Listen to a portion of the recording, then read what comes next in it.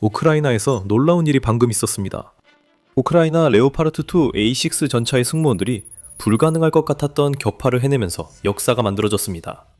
그리고 그게 전부가 아닙니다. 우크라이나 다른 지역에는 러시아군이 처음 보는 멈출 수 없는 살상병기가 배치됐습니다.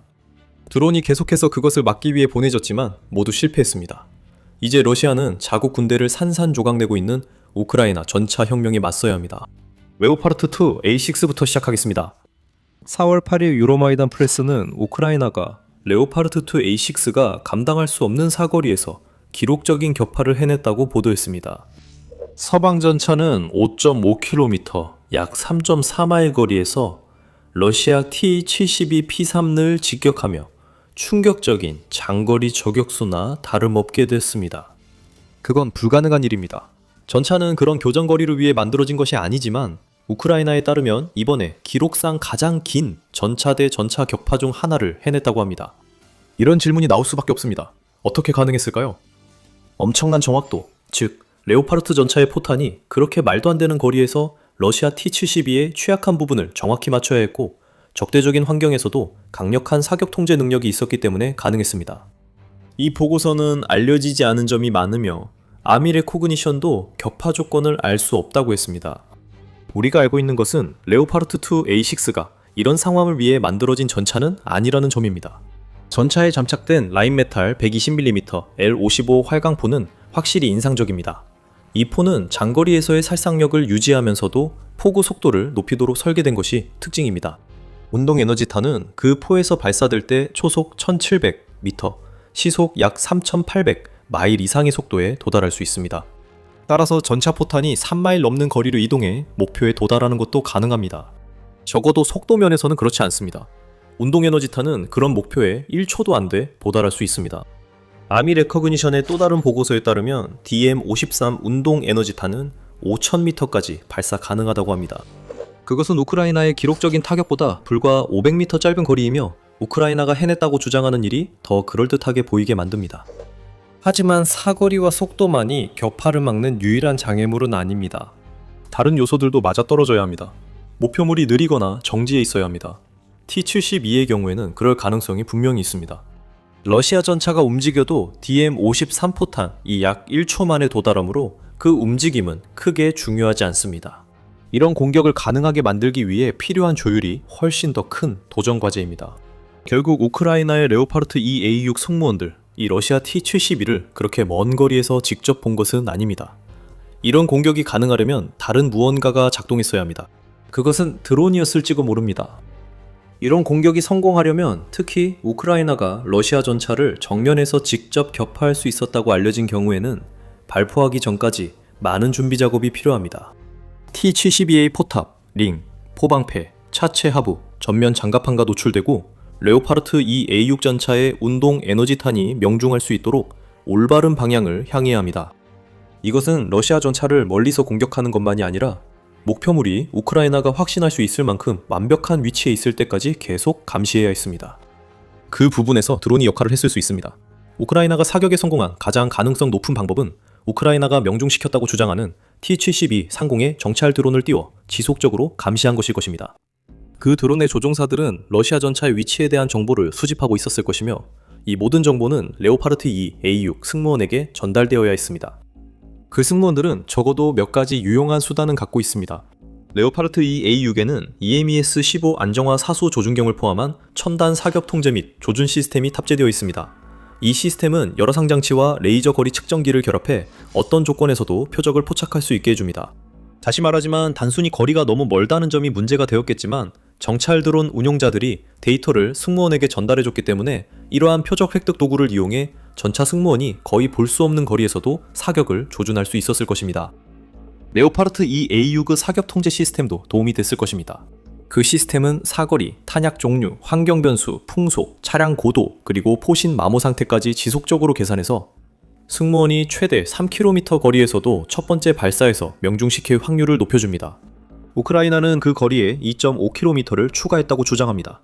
이를 위해 전차 승무원들은 포탄 속도와 에너지 손실을 고려했어야 했습니다. 그리고 드론 조종사들이 수집한 데이터가 전차 포탄으로 그렇게 먼 거리의 표적을 타격할 때 발생하는 문제를 해결하는데 핵심이었을 수도 있습니다. 이 대부분은 추측에 불과합니다.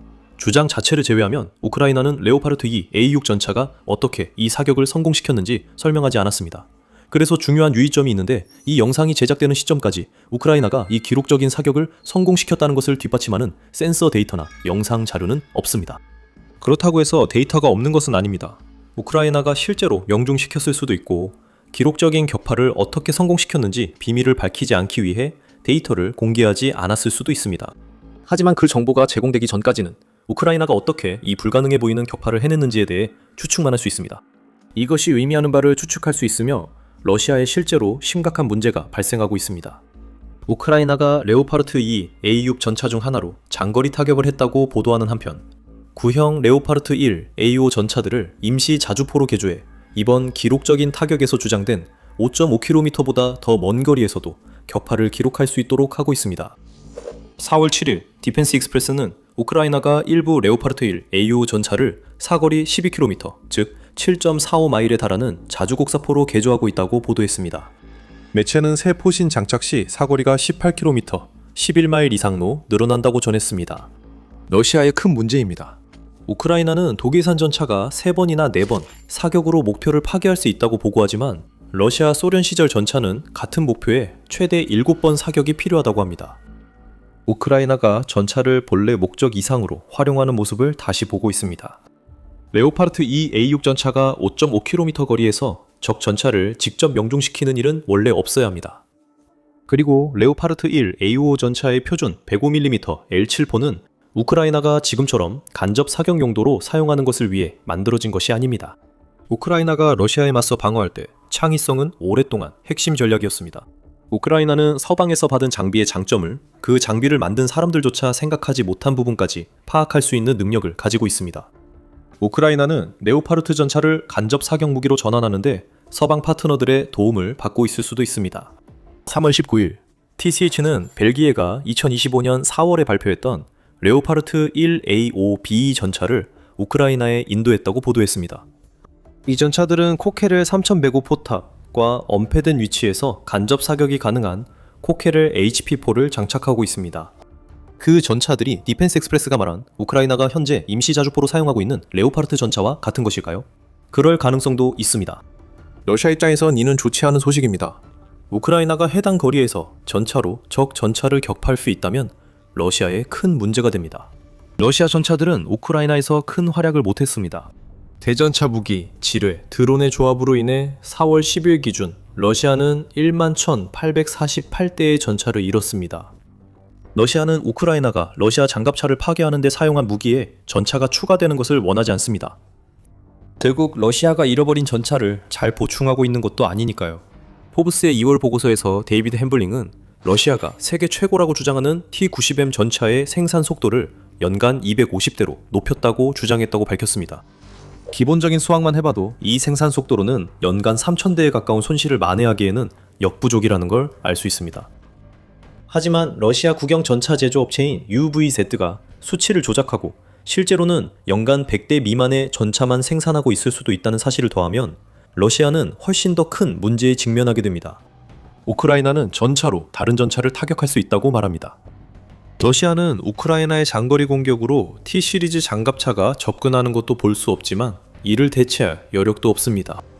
이 모든 상황에도 불구하고 러시아의 상황은 악화되고 있습니다. 우크라이나에서 또 일이 발생해 푸틴 군대가 허를 찔렸고 이는 우크라이나의 전차를 임시 포격 전력으로 활용하는 데 도움이 되고 있습니다. 우크라이나의 전차들은 방어의 거인으로 변모하고 있습니다. 그리고 저희가 그 방법을 곧 설명해 드리겠습니다. 하지만 그 전에 여러분은 지금 더 밀리터리 쇼를 시청하고 계시다는 점을 잠깐 상기시켜 드립니다. 아직 구독하지 않으셨다면 지금 버튼을 눌러 영상을 놓치지 마세요. 간단한 질문입니다. 전차 1대와 드론 52대가 싸우면 결과가 어떨까요? 여러분이 파괴된 전차 1대라고 답했다면 대부분의 전쟁 시점에서 맞는 말이었을 것입니다.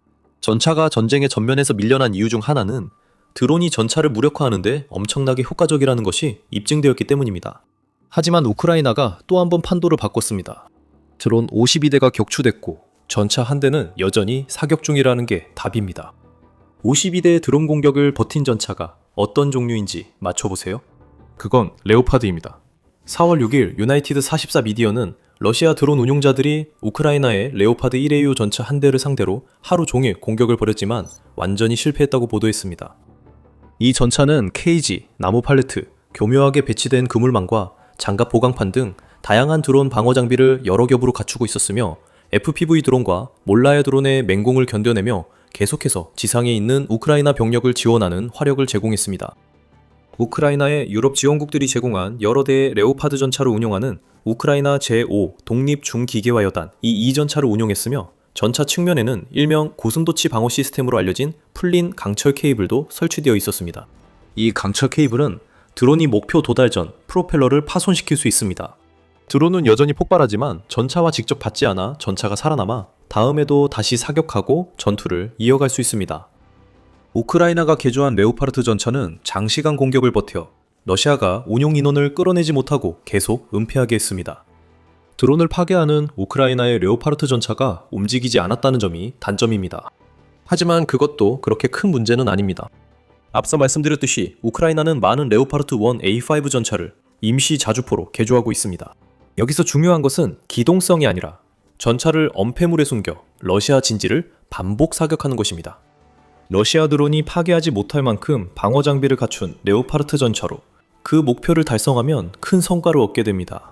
러시아 진지가 전차 포격으로 파괴됩니다.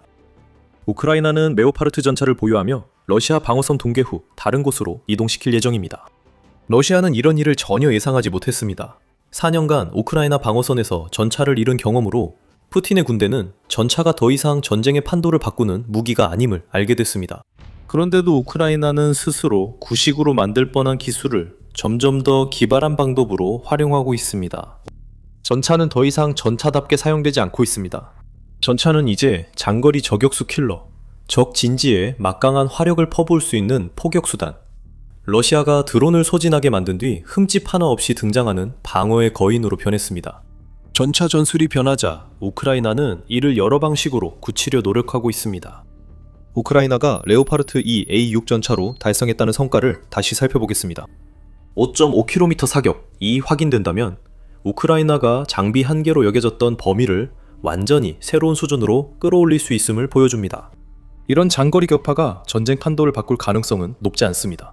드론은 우크라이나의 주요 전차 파괴 수단으로 남을 것입니다. 그래도 이렇게 먼 거리에서 러시아 장갑차를 정확하게 타격할 수 있는 레오파르트 전차를 보유하는 것은 우크라이나에게 분명히 큰 이점입니다.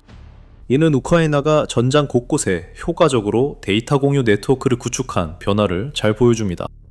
만약 우리의 분석이 맞고 실제로 드론이 사용되었다면 우크라이나의 기록적인 전차 격파는 우크라이나가 실시간 전장 정보를 얼마나 효과적으로 수집하고 있는지를 보여주는 지표라고 할 수 있습니다. 그 격파는 매우 특별했으며 아마 한 번뿐일 수 있습니다. 우크라이나군의 소통 능력 향상이야말로 러시아에 큰 문제가 되고 있습니다. 특히 푸틴의 군대는 스타링크 상실과 푸틴의 텔레그램 단속으로 인한 통신 문제까지 겪고 있어 상황이 악화되고 있습니다. 러시아의 전차 관련 우려를 더 키우는 것은 우크라이나의 효과적인 장갑전차의 등장과 그 운용 방식입니다. 수년 동안 우크라이나와 러시아가 제작한 거북이 전차는 조롱의 대상이었습니다. 이 전차들은 드론이나 대전차 로켓 공격을 막는 데 효과적이지 않은 철망형 방호장치를 달고 있다는 이유로 자주 비웃음을 샀습니다. 그 거북이 전차들은 추가 장갑 때문에 너무 느려져서 원래 그 장갑이 막으려던 무기들을 피하지 못하고 자리에 도달하기도 전에 파괴되는 둔하고 거대한 존재로 여겨졌습니다. 우크라이나는 매우 간단한 해결책으로 모든 비판을 뒤집었습니다. 이 방법이 왜 전에 떠오르지 않았는지 놀랐습니다. 거북이 전차가 잘 움직이지 못한다면 아예 움직이지 않게 하면 됩니다. 대신 전차에 안티드론 방어 체계를 추가하고 포탑이 충분히 회전해 원거리 표적을 타격할 수 있게 하면 됩니다. 이것이 레오파르트 1A5의 모습입니다. 이 전차는 드론 공격 52회를 버텼습니다. 우크라이나도 M1A 에이브럼스 전차를 일부러 느리게 움직이는 방어용 괴물로 개조하고 있습니다. 에이브럼스 전차 승무원들은 무거운 방어 장비가 있어도 포탑을 자유롭게 조정할 수 있습니다. 이렇게 하면 그들은 천천히 전진하며 러시아 진지를 공격할 수 있고 우크라이나가 개조한 레오파르트 1A5 전차의 고정식 장거리 사격에 반이동식 임시 포격이 추가됩니다. 우크라이나는 현대전에서 전차가 거의 쓸모없어 보이자 이를 활용할 새로운 방식을 고안했습니다. 우크라이나는 장거리 사격과 영리한 개조에만 머물지 않습니다. 4월 2일 보도에서 비즈니스 인사이더는 우크라이나가 자국의 레오파르트 2A사 주력 전차를 운용할 승무원들을 위해 전차 승무원 훈련도 업그레이드했다고 밝혔습니다. 우크라이나는 이제 혼합현실 헤드셋을 훈련의 일부로 사용하고 있는데, 이를 통해 예비 전차 조종수들이 실제로 사용할 전차에 들어가지 않고도 훈련을 받을 수 있게 되었습니다. 조종수는 의자에 앉아 가상현실 헤드셋을 착용한 채로 훈련을 받을 수 있습니다. 우크라이나는 현재 이 목적을 위해 39개의 가상현실 시스템을 보유하고 있으며, 이 시스템들은 845만 달러 규모의 계약으로 노르웨이 파인드 위얼리티에서 제공받았습니다. 큰돈처럼 보일 수 있지만 우크라이나는 그 이상으로 비용을 만회합니다. 혼합현실 훈련 덕분에 우크라이나의 전차 조종수들은 실제 탄약을 사용하지 않고도 전차 포탄을 발사하는 방법을 배울 수 있습니다. 또한 그들은 전차를 실제로 운전할 필요가 없기 때문에 우크라이나 전차의 마모가 줄어들고 그 결과 유지비도 줄어듭니다. 이 방법의 또 다른 장점은 우크라이나가 전차를 임무 필요시까지 숨길 수 있다는 것입니다. 훈련에 쓰인 전차는 표적이 되지만 혼합현실 훈련으로 우크라이나는 이를 없앨 수 있습니다. 우크라이나에서 역사가 새로 쓰였습니다. 레오파르트2 A6 전차 승무원이 불가능해 보이는 격파를 달성했습니다. 하지만 러시아의 우크라이나 전차 도전은 한 번의 격파로 끝나지 않을 것입니다. 우크라이나의 전장 조정 능력은 점점 향상되고 있는 반면 러시아의 통신 인프라는 붕괴되고 있습니다. 우크라이나는 새로운 기술과 훈련으로 전차를 강력한 무기로 만들고 서방 무기를 아무도 예상하지 못한 수준으로 창의적으로 활용하고 있습니다. 우크라이나는 지난 4년간 자원을 최대한 활용하는 능력을 입증해왔습니다. 이것은 전차뿐 아니라 미국과 그리스 덕분에 우크라이나가 최근 냉전시대 화포를 확보해 기존 보유 무기보다 더 강력한 유력을 갖게 되었습니다. 우크라이나는 그 화포를 어떻게 사용할까요? 그 질문에 대한 답은 저희 영상에서 확인하실 수 있습니다. 이 영상을 재미있게 보셨다면 더 미리터리 쇼를 구독하셔서 우크라이나가 러시아와의 전쟁에서 거둔 최신 성과를 다룬 저희 콘텐츠를 놓치지 마세요. 그리고 항상 시청해주셔서 감사합니다.